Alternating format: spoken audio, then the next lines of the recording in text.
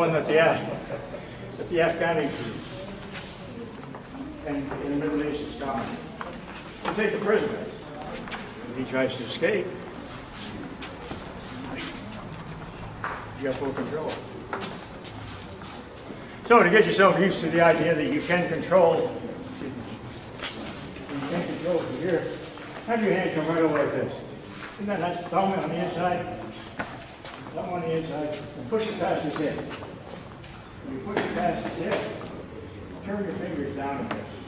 Just a bit. That's it, man.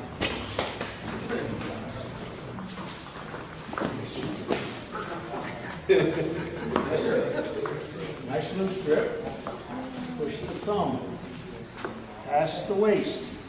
Push the fingers down. Sensei, would you turn 180 so just give the other people a view? Thank you. Catch. Push. Down.